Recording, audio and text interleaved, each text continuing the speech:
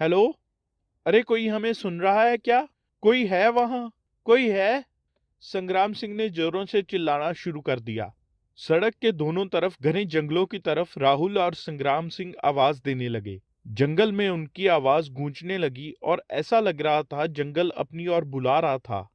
पापा, मुझे लगता है वो हमें सुन नहीं पा रहा। वैसे भी सड़क किनारे की ये ढलानें उन झाड़ियों में खत्म होती हैं और हो सकता है वो घायल हो और बेहोशी की हालत में हो। मुझे जाकर देखना होगा, राहुल ने कहा। पापा, मुझे वो टॉर्च दीजिए। आप लोग यहाँ कार के पास रुकिए, मैं नीचे जाकर देखता हूँ। राहुल और संग्राम सिंह का अनुमान कितना सही था, ये बता पाना मुश्किल था, पर उन्हें जो लग रहा था वो उस पर अमल करने में लगे थे। अर्चना ये बात जानती थी कि बाप बेटे मानने वाले नहीं हैं। इतने अंधेरे में अकेले वहां मत जाओ बेटा, मुझे डर लग रहा है। अपने पापा को भी साथ ले जाओ, अर्चना ने अपनी उसी घबराई आवाज में कहा जिसमें उनका डर और बेटे की चिंता दोनों शामिल थी। मम्मी चिंता मत करो, अगर वहां कोई हुआ तो पापा को आवाज लगा दूंगा और वो आ जाएंगे मदद के लिए। अभी उस व्यक्ति की मदद करना जरूरी है, प्लीज। हमें अब तक पता नहीं है वो कोई जंगली जानवर ही था या इंसान। खून के धब्बों को देखने के बाद दोनों ही सूरतों में उस जख्मी को यहाँ अकेले नहीं छोड़ सकते। राहुल ने अर्चना को समझाया और फिर संग्राम सिंह से कहा, पापा, आप तब तक यहाँ मदद देखिए, कोई भी गाड़ी आए उसे हाथ दीजिए। गीता, मम्मी को संभालो, मुझे कुछ नहीं होगा, मैं 2 मिनट में आया।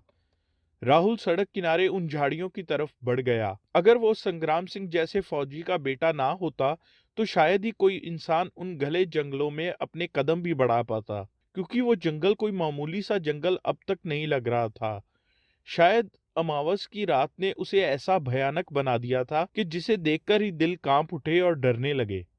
मुझे तो कुछ ठीक नहीं लग रहा। यहाँ दूर दूर तक कोई गाड़ी नहीं दिख रही। जब से हम यहाँ फंसे हैं, मुझे तो एक भी गाड़ी सड़क से गुजरते नहीं दिखी। ना जाने ये काली मनहूस अमावस की रात आज क्या बुरी बला लेकर आई है हमारे लिए। अर्चना पूरी तरह डरी हुई थी और बार बार भगवान का नाम जप रही थी। दूर दूर तक वाकई कोई गाड़ी नजर नहीं आ रही थी। संग्राम सिंह भी गहन चिंता में डूबने लगे थे, पर वो अर्चना की बात का समर्थन नहीं कर पा रहे थे, क्योंकि ये रात मुसीबत से बड़ी जरूरी थी। पर ये अमावस और भूत प्रेत की बातें संग्राम सिंह जैसा फौज में कई साल काम करने वाला दिलेर आदमी कभी नहीं मानने वाला। पर क्या वाकई किसी चीज को ना मानने से उस चीज के होने को नकारा जा सकता है? पर आज की रात किसी ऐसी भयानकता का संकेत दे रही थी जो किस हद तक मनहूस थी ये कोई नहीं जानता था। अभी तक ऐसा कुछ भी नहीं हुआ था जिससे कोई भी व्यक्ति ये मान ले कि इन घटनाओं में अमावस की काली रात में घूमने वाली अनजान शक्तियों का कोई हाथ है। दरअसल सच्चाई जब तक सामने नहीं आती, लोग उसे टाल देते हैं, पर जब वो नंगी होकर सामने आ खड़ी होती है तो उसे झुटलाना नामुमकिन हो जाता है। राहुल को गए हुए अब तक 10 मिनट से ज्यादा हो चुके थे। ना जाने राहुल सड़क किनारे दिख रही उन झाड़ियों में कहाँ गुम हो गया। चिंता का विषय बन जाना अब लाजमी था। ये राहुल अभी तक क्यों नहीं आया? जरा देखिए ना, कहीं कोई मुसीबत में ना फंस जाए। अर्चना का डर अब भी चरम पर था और गीता बिना बोले अर्चना का हाथ थामे अपने डर को अपने में समाई थी। राहुल, राहुल! संग्राम सिंह और गीता ने अगले ही पल आवाज देना चालू कर दिया, पर कोई भी जवाब नहीं मिला। ना ही राहुल उन झाड़ियों में कहीं नजर आया। पापा, राहुल कहाँ गए? मुझे अब वाकई और भी ज्यादा डर लगने लगा है। प्लीज आप कुछ कीजिए ना। मम्मी, ये सब क्या हो रहा है? हमें राहुल को उधर जाने ही नहीं देना चाहिए था। पापा प्लीज कुछ कीजिए। अब गीता ने लगभग रोना शुरू कर दिया। दूसरे की मदद करने के चक्कर में हम खुद मुसीबत में ना फंस जाएं। अर्चना का ममतामयी दिल राहुल के लिए चिंतित था। ऐसा कुछ नहीं होगा, ये सब बकवास बातें बंद करो। वो जरूर आएगा। संग्राम सिंह उस स्थिति को संभालने में लगे थे, पर कुछ देर के बाद गीता और अर्चना की बातों से संग्राम सिंह भी अपने इकलौते बेटे राहुल की चिंता से घिर चुके थे।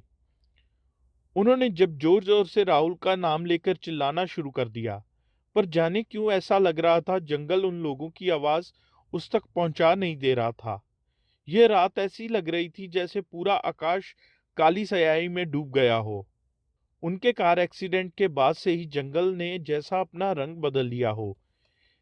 इतनी रात सड़क पर एक फैमिली और उनमें से एक सदस्य गायब था और कार का लगभग एक्सीडेंट हो चुका था जिसमें पूरा परिवार बाल बाल बच गया था। क्या वाकई ये सब किसी नियति का खेल होने जा रहा था या संयोग मात्र था बस? पर शायद चुपचाप सड़क पर खड़े होकर तमाशा देखने का समय अब जा चुका था।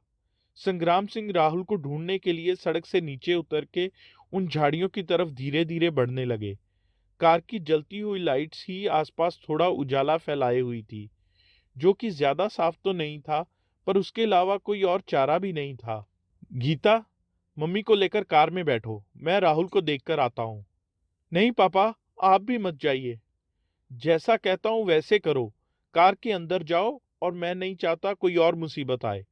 संग्राम सिंह ने झाड़ियों की तरफ बढ़ते हुए पीछे मुड़कर कहा। संग्राम सिंह अपनी फैमिली को इस मुसीबत से निकालने की भरसक कोशिश कर रहे थे, लेकिन चिंता उन्हें सताई जा रही थी। ना तो वो राहुल को छोड़ के भाग सकते थे और ना ही उसका पता लगा पा रहे थे, क्योंकि अगर फैमिली को छोड़ के जंगल में गए तो इन पर कोई मुसीबत आ सकती थी। पर अब जाने के अलावा कोई चारा ही नहीं था, क्योंकि अब तक कोई उस सड़क से गुजरा भी नहीं था जिससे मदद की गुहार लगाई जा सके। संग्राम सिंह बेटे का नाम ले लेकर जंगल में बढ़ने लगे। संग्राम की चाल आज डगमगा रही थी, जबकि उन जैसे फौजी के साथ ये नहीं होना चाहिए था। पर शायद ये एक फौजी के कदम नहीं, एक बाप के कदम थे जो अपने बेटे को ढूंढ रहे थे। आंखें सिर्फ राहुल को ही तलाश रही थी। संग्राम सिंह झाड़ियों की तरफ बढ़ते हुए बार बार पीछे मुड़कर गीता और अर्चना को भी देख रहे थे, जो कि कार के पास ही अब तक खड़े थे, एक दूसरे को पकड़े हुए। संग्राम सिंह राहुल का नाम पुकारना चाहते थे, पर उनके लफ्जों पर जैसे ताला लग गया था। वो लगातार जंगल के अंदर बढ़ रहे थे। गीता और अर्चना की नजरों से ये भी ओझल हो चुके थे। संग्राम सिंह आज किसी फौज के मिशन पर नहीं, बल्कि बेटे की तलाश में थे। चारों तरफ ऊंचे ऊंचे पेड़ और घना काला अंधेरा अपने पैर पूरी तरह पसारे हुए था। राहुल का अब तक कोई पता नहीं चल पाया था। तभी सामने संग्राम सिंह को एक और झाड़ियों का झुंड दिखाई दिया। अचानक उन झाड़ियों से कुछ सरसराहट की आवाज आने लगी। वो सड़क से दूर उन झाड़ियों के अंदर आ चुके थे। गीता और अर्चना अब नजर नहीं आ रहे थे और संग्राम सिंह को इस बात का अब कोई एहसास नहीं था। उनके कदम उस तरफ बढ़ने लगे। कुछ ऐसा ही दृश्य था जैसे कोई इंसान ना चाहकर भी मूसल में अपना सर देने जा रहा हो। तभी ऐसा लगा कोई तेजी से उन झाड़ियों से बाहर आ रहा है। संग्राम सिंह का दिल अब जोरों से धड़कने लगा था, लेकिन बेटे को ढूंढने के जुनून ने उनके डर को थामे रखा था। लगातार उनका दिल भी भगवान से दुआ करने में लगा था कि अब कोई मुसीबत दस्तक न दे जाए। संग्राम सिंह झाड़ियों के करीब पहुंचे ही थे कि कोई झाड़ियों से एकदम से बाहर निकला और जैसे संग्राम सिंह के कदम रुक से गए और चेहरे पर पसीने ने दस्तक दी। पर वो कोई और नहीं, राहुल ही था, जो पसीने से लगभग भीगा हुआ था और बुरी तरह से हाँफ रहा था। राहुल, पापा। बाप बेटे की जबान जैसे रुक सी गई थी। टार्च की रोशनी में संग्राम सिंह ने राहुल को उस बुरी हालत में देखा तो दंग रह गए। वो कुछ पूछते उससे पहले ही राहुल ने कहा, पापा जल्दी यहाँ से निकलिए। और वो संग्राम सिंह का हाथ पकड़ के उन झाड़ियों के पास से ऐसे भागा जैसे कोई बड़ी मुसीबत दिख गई हो। संग्राम सिंह ना कुछ कह पाए और ना ही उससे कुछ कहने का मौका दिया। संग्राम सिंह ने जाने राहुल के चेहरे पर किसी ऐसे भाव को देख लिया था कि वो कोई सवाल ही ना पूछ सके। दोनों उस जंगल से इस कदर भाग रहे थे जैसे जाने कितने अंदर पहुंच चुके थे। कुछ अजीब था, या कहे कुछ अजीब हो रहा था। आज रात हुई एक भी घटना साधारण नहीं थी, जाने ये किस भयानकता से जुड़ने वाली थी। कुछ घटनाएं जिंदगी में बदलाव का आगमन करती हैं और यहाँ तो ये घटनाएं असाधारण ही लगने लगी थी। संग्राम सिंह और राहुल जंगल से जल्द ही बाहर आ गए। दोनों अब भी खामोश थे। अब सड़क पर कार नजर आ रही थी। जब दोनों कार के पास पहुंचे, वहां गीता और अर्चना नहीं दिख रहे थे। हे भगवान, ये दोनों कहाँ चले गए? संग्राम सिंह ने कार के पास आते ही हाँफते हुए कहा। उनका गला अब सूखने को था। पहले राहुल को ढूंढने की पहचानी और अब ये दोनों, ये हो क्या रहा था? वहीं राहुल खुद इतना डरा हुआ लग रहा था कि वो कुछ बोल ना पाया और कार के अंदर ऐसे घुसकर जा बैठा जैसे किसी जानवर के डर से कोई बच्चा पलंग के ऊपर चढ़ जाता है। संग्राम सिंह राहुल के इस व्यवहार से कुछ चौंक से गए। राहुल से कुछ भी सवाल पूछने का समय उनके पास नहीं था। वो शायद राहुल की खामोशी का मतलब कोई डर मान चुके थे। वो सड़क के चारों तरफ पत्नी और बहू को पुकारने लगे। ना जाने वो दोनों कहाँ गायब हो चुकी थी। संग्राम सिंह दौड़कर कार के पास आए और खिड़की से अंदर जाकर राहुल से पूछा, बेटा ये दोनों तो यहीं खड़े थे, अचानक कहाँ चले गए? राहुल अब भी शांत था और संग्राम सिंह की किसी भी बात का जवाब ना दिया, जैसे उसे वाकई कोई सांप सूंघ गया हो। कार के चारों तरफ जैसे अंधेरा और बढ़ गया था। संग्राम सिंह अब कार की दूसरी तरफ भागकर उन दोनों को पुकारने लगा, गीता, अर्चना, कहाँ हो तुम लोग? संग्राम सिंह की हालत उस फौजी की तरह हो चुकी थी जिसके पास ना लड़ने के लिए बंदूक हो और ना ही अपने देश के बॉर्डर का पता और साथियों का साथ। सूखे गले से वो चिंगाड़ रहे थे, पर वो जंगल शायद अपनी मौज में था। जंगल संग्राम सिंह की आवाज को इस कदर अपने अंदर समा ले रहा था कि कोई आवाज गूंज ही नहीं रही थी। संग्राम सिंह सड़क के दोनों ओर पागलों की तरह चिल्लाए जा रहे थे। इस एक रात में जैसे सब बदल चुका था। पत्नी और बहू गायब थी और उनका बेटा खामोश सा हो चुका था। संग्राम सिंह ही अब अकेले ऐसे इंसान थे जो पूरे परिवार को वापस सही सलामत लेकर जाना चाहते थे। तभी संग्राम सिंह को जंगल के एक कोने में जो सड़क से लगा हुआ था कुछ दिखाई दिया, जैसे कोई परछाई हो, जैसे कोई खड़ा हो उन जंगलों की तरफ मुंह करके। संग्राम सिंह के शरीर में झुंझुनाहट ने दस्तक देना शुरू कर दिया था। अचानक ये सब क्या हो रहा था? संग्राम सिंह की समझ से परे था। अचानक क्यों राहुल का उन झाड़ियों से आने के बाद चुप हो जाना और अब अर्चना और गीता का गायब हो जाना? पर वो हिम्मत दिखाते हुए उस ओर बढ़े। संग्राम सिंह के कदम उन झाड़ियों की तरफ बढ़ रहे थे। परछाई और पास आते जा रही थी, पर वो परछाई किसी भी तरह से हिल नहीं रही थी। उनके पास कोई टार्च भी नहीं था, क्योंकि राहुल भी बिना टार्च के उन झाड़ियों से वापस आया था। जब वो उस परछाई के पास में पहुंचने ही वाले थे, उन्हें लगा वहां कुल 3 लोग थे। संग्राम सिंह का दिमाग इस कदर सोच में था कि आखिर ये तीसरा कौन होगा।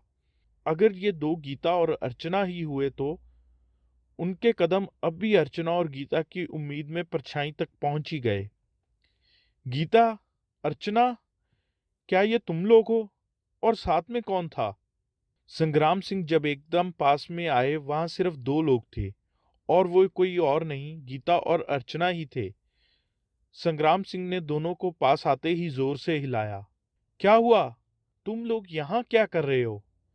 दोनों जैसे मूर्त से बने खड़े थे, पर संग्राम सिंह के हाथ लगाते ही बोले, पापा आप, पता नहीं हम यहाँ कैसे आ गए। गीता लगभग सांस अटकते हुए बोली, हे राम, हम यहाँ कैसे? अर्चना ने चारों तरफ देखते हुए कहा। कार अब भी उन्हें थोड़ी दूर में सड़क के बीच में दिखाई दे रही थी। संग्राम सिंह ने दोनों की आंखों में देखा, लगा जैसे वो दोनों सच कह रहे हों। उन्हें पता ही ना हो वो लोग कैसे यहाँ आए। और वो तीसरा कौन था तुम लोगों के साथ? कौन तीसरा? यहाँ तो कोई नहीं है पापा, गीता ने इधर उधर देखकर कहा। अरे मम्मी, हम यहाँ कैसे आए? अरे हम कार से इतनी दूर कैसे आ गए? अर्चना ने आसपास देखते हुए कहा। संग्राम सिंह एकदम हैरान हो चुके थे। उन सब चीजों से वो ये जान चुके थे यहाँ सब कुछ अजीब सा हो चुका है और यहाँ एक पल भी रुकना मतलब और किसी मुसीबत को बुलावा देने जैसा था। ये रात जाने क्या क्या गुल खिला रही थी। राहुल कहाँ है? जी कहाँ है मेरा राहुल? अर्चना एकदम से राहुल का पूछने लगी। वो ठीक है, तुम लोग घबराओ मत, वो कार में है, जल्दी निकलो यहाँ से और कार में बैठो। पता नहीं क्यों राहुल भी डरा हुआ लग रहा है। ये सब क्या हो रहा है? संग्राम सिंह ने गीता और अर्चना का हाथ कसकर ऐसे पकड़ा जैसे कोई पिता अपने बच्चों को दोनों तरफ से पकड़कर सड़क पार करवाता है। संग्राम सिंह कार की तरफ दोनों को लेकर बढ़े और पीछे से जंगल अजीब सी आवाजों के साथ उन्हें डराने लगा। उन तीनों में भी राहुल की तरह डर इस तरह बढ़ रहा था कि सबके लफ्ज खामोश हो चुके थे। कार के करीब आते ही अर्चना और गीता राहुल राहुल करने लगी और उसके कार के अंदर बैठते ही वहां पहुंचने ही तमाम सवाल करने लगी। लेकिन राहुल ने उनकी किसी भी बात का जवाब नहीं दिया और उसने जाने क्यों जल्दी से संग्राम सिंह को गाड़ी चलाने का इशारा किया। किसी के मन में ये नहीं आया कि ये सब अचानक से क्या हो रहा है। वो कहाँ जा रहे थे और यहाँ कैसे फंसे हुए हैं, जैसे सब सुन हो चुका था। एक एक्सीडेंट, खून के धब्बे, राहुल का जंगल में जाकर आना, गीता और अर्चना का यूं अचानक कार से दूर चले जाना, बस इतनी सी घटनाएं ही तो घटी थी जिसे अब तक कोई समझ नहीं पा रहा था। पापा जल्दी कार स्टार्ट कीजिए प्लीज, गीता ने बहुत ही बेसब्रेपन से कहा। उसकी आवाज में डर गहरा सा था। और ये राहुल चुप क्यों है पापा? उसने राहुल के बगल में बैठे हुए उसका हाथ पकड़कर कहा। राहुल कार की पिछली सीट पर दुबर कर बैठा हुआ था। जब से ये उन जंगलों से बाहर आया है जाने क्यों खामोश है, संग्राम सिंह ने कहा और कार स्टार्ट करने लगे। हे राम, मैंने जो सोचा था वही हो रहा है। जाने हम वहां उन जंगलों में कैसे पहुंच गए, याद नहीं आ रहा। और अब ये राहुल, आप जल्दी से गाड़ी भगाइए, इससे पहले कि ये अमावस की रात अपनी सामत पर उतर आए, अर्चना सिंह के कार में चिल्लाते हुए कहा, जो संग्राम सिंह के बगल में बैठी हुई थी। उसकी नजर राहुल को कभी तो कभी कार के शीशे से बाहर देखने में लगी हुई थी। गीता बार बार राहुल के हाथ को अपने हाथों में लेकर ऐसे सहला रही थी जैसे ठंड में कोई शरीर में गर्मी लाने के लिए करता है। बात क्या है राहुल? हुआ क्या है बेटा? कुछ कहोगे भी? संग्राम सिंह ने गाड़ी चालू करते हुए पूछना शुरू किया। कार भी चालू होने में जाने क्यों समय ले रही थी। राहुल, जो कि अब तक शांत बैठा हुआ था, अचानक से बोल पड़ा और उसकी आवाज उस डरे हुए हिरन की तरह लग रही थी जो किसी शेर से डरकर भागा हो। राहुल ने सबकी तरफ एक नजर घूर कर कहा, पापा सब बात बताऊंगा, आप पहले यहां से निकलिए, जल्दी, जितनी जल्दी हो सके। वो राहुल अभी चिल्लाया था जैसे उसके पीछे कोई भूत पड़ा हो या कोई जंगली जानवर। अर्चना, गीता चुपचाप राहुल को देखते रहे। किसी ने भी राहुल को पहले इतना डरा या घबराया हुआ नहीं देखा था। अचानक से कार में शांत बैठा राहुल जाने कार के शीशे से क्या बाहर देखकर चीख पड़ा। गीता और अर्चना ने भी बाहर देखना चाहा, पर शायद वहां कोई था ही नहीं। उस भयंकर अंधेरे के कारण कुछ दिख नहीं रहा था। भगवान जाने। संग्राम सिंह ने गाड़ी स्टार्ट तो की, पर गाड़ी आगे भी बढ़नी चाहिए थी। अंदेशा था कि गाड़ी पहली की तरह जाम तो नहीं रह जाएगी। पर गियर लगाकर रेस देते ही इस बार जाने कैसे कार दौड़ पड़ी। संग्राम सिंह ने ना जाने राहुल की आंखों में ऐसा कौन सा डर पहचान लिया था कि उनको ये संदेह हो गया था कि जरूर कुछ बुरा हुआ है।